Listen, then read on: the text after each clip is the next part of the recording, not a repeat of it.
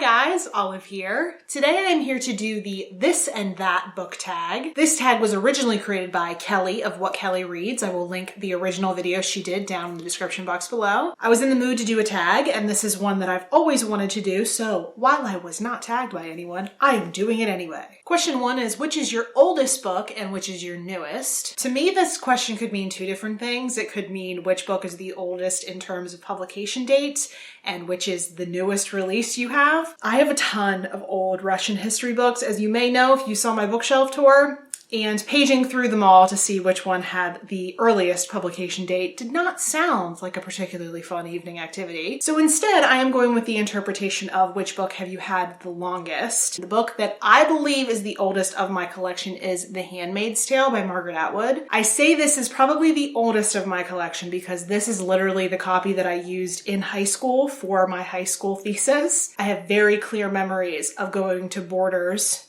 RIP Borders, and buying this. And the new book is where the mixed interpretation comes in because not only is this a newer release, but I just got this book in the mail. It was kindly sent to me by Norton. That is The Unseen World by Liz Moore. This is a pretty big one on BookTube right now. I am very interested to see what I think about this one. I don't typically pick up buzzy books while they're still buzzy, but this one does seem like something I would really enjoy. Question number 2 is, which is your biggest book and your smallest book in terms of book size, not page length? Unsurprisingly, a lot of my answers to the questions in this tag have books on Russia as the answer, since they make up the majority of my book collection. The biggest book I own is this book, Catherine the Great, Art for Empire. This is the book that so unkindly assaulted me in my bloopers video. It is huge and floppy and extremely heavy. Contrastingly, this is the smallest book I own. It's called The Xenophobe's Guide to the Russians. The next question actually deals with page count, spoiler alert.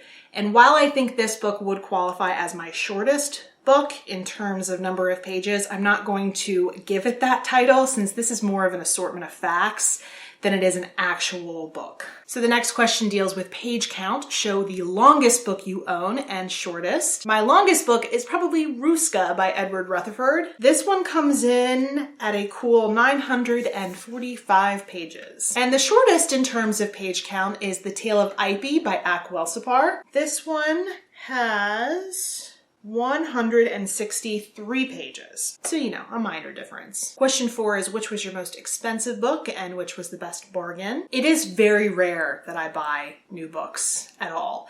And if I do buy new books, then I use my Barnes & Noble membership or any coupons that they send me. Most of my books are used. They come from library book sales, used bookstores, half-price books. One that I know my husband bought for me, new for my birthday, is The Commissar Vanishes. I showed this one off in my birthday haul. This is one that I had been wanting for a really, really long time, but couldn't justify buying for myself, but since it was a gift, And the one that I think I got the best bargain on, I actually don't have on my person right now because it's being lent out to a friend, but that is the hardcover edition of Slade House by David Mitchell. There are a few library book sales in my area that I know I have to go to every single year because they have the absolute best stuff. And in the fall, I found a brand new condition hardcover edition of Slade House, and I got it for $1. I was so jazzed. Question number 5 asks, which is the book you own with the most beautiful cover and the one you own with the ugliest cover? The most beautiful, in my opinion, would be No One Is Here Except All of Us by Ramona Acebel. I've always been in love with this cover because I love birch trees. And the one with the ugliest cover is one I just did a whole video about, and that is this copy of Ivan the Terrible by Isabel de Madariaga. When I finished this book on Goodreads not too long ago, I actually had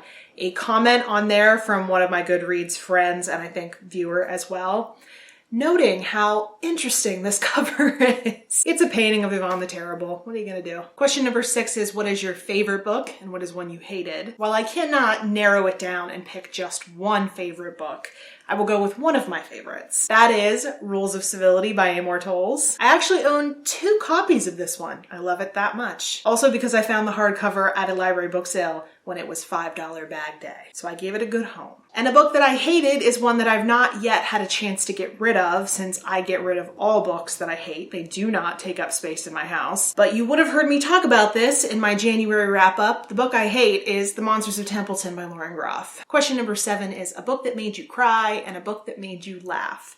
The one that made me cry is definitely The Tsar of Love and Techno, which is another one of my favorites. There's one particular scene in this book, I still think about it. It still makes me tear up. I went back and reread that section at one point and it made me cry all over again. I absolutely love this book. And a book that made you laugh is one that I've read recently and I could not stop laughing at, and that is Unmentionable by Therese O'Neill. Question number 8, a book that warmed your heart and a book that made you shiver. The book that warmed my heart is, of course, Pride and Prejudice by Jane Austen. How can you not have your heart warmed by Lizzie Bennet and Mr. Darcy? The book that made me shiver is one that I am actually really surprised I do not own. That is The Winter People by Jennifer McMahon. I am normally a huge baby when it comes to thrillers and horror. It's not normally to my taste, but I do like the occasional book that leaves me slightly unnerved. Not totally scared, I can't deal with that. Question number 9 is a book you can't wait to get to and a book you've been putting off. I'm kind of weird because both of these books could fit into both aspects of this question. The book that I'm saying I can't wait to get to is The Prestige by Christopher Priest. I first heard about this book right after I finished The Night Circus, and I was desperate to find something similar to it after it left me spellbound. I had read a lot about this book, and a lot of people were saying that it does what The Night Circus does, but even better in terms of the magical competition. So when I found this at a used book sale, I nabbed it and freaked out.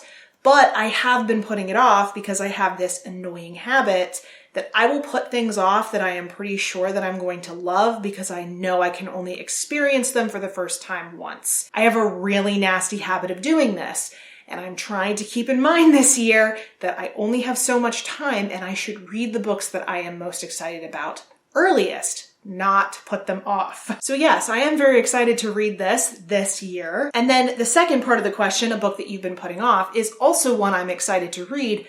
I am just intimidated by it. That's Anna Karenina by Lev Tolstoy. I do not believe I am the only person who is intimidated by Anna Karenina, even with my Russian history and Russian cultural knowledge.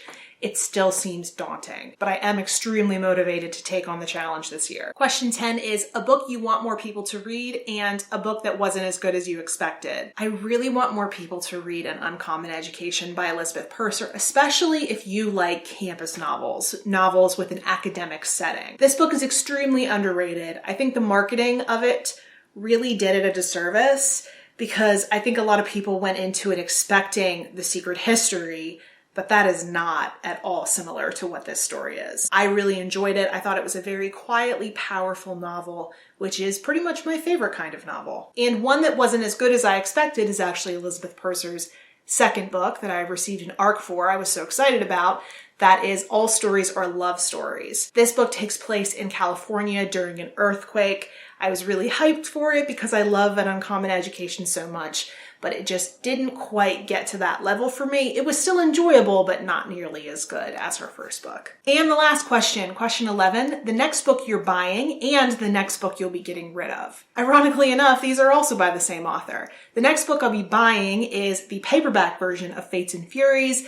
I never got around to buying it in hardcover, which gave me a really good excuse to postpone my buying it until the paperback came out. So I'll be buying that in the very near future. And the one I'll be getting rid of is Lauren Groff's first novel, The Monsters of Templeton, which I just said I hated. So those were my answers to the This and That's book tag. I'm not going to tag anyone since this is older. I'm not sure who's done it, but if you want to do it, I would love to see your version. I think it's a really fun tag. If you have any comments or questions about anything in this video or about anything in general, really, you can put it down in the comment section below, or you can reach me a variety of places on social media. The links to all of my profiles are in the description box below. Thank you so much for watching. I hope you're having a wonderful day, and I will see you in the next video. Bye.